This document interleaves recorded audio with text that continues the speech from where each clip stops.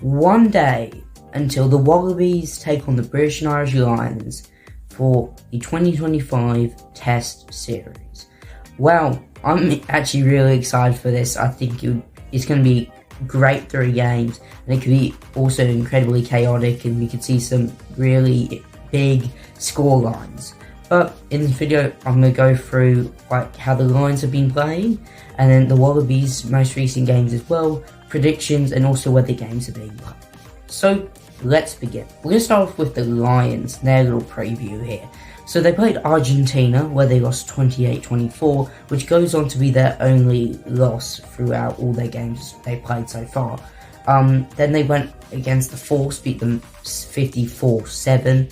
Then they versed the Reds and beat them 52-12. Then they had the Waratahs in Sydney, where it was much closer, and they only beat them 21-10, sorry.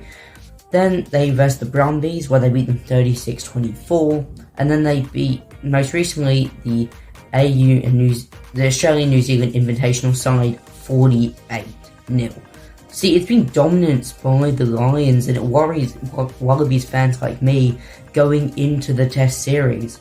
Well, if you look at the Wallabies' previous games, well, except for the game we had earlier in July against Fiji, where we beat them 21-18, the last time we played before that was December 1st, 2024, where we were able to beat Ireland.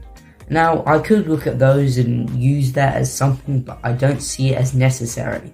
If you look at the teams for the Wallabies, they have a lot of players out injured.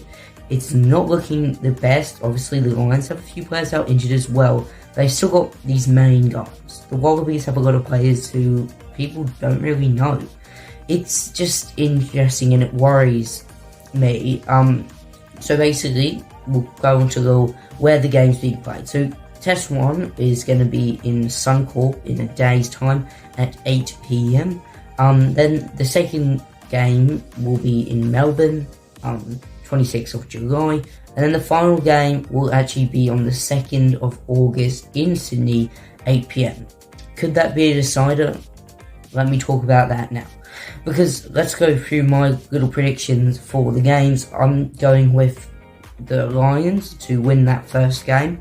I feel like we'll be saving a lot of players for that second and third, so I'm having a feeling that unfortunately the Lions will win that first game at Suncorp.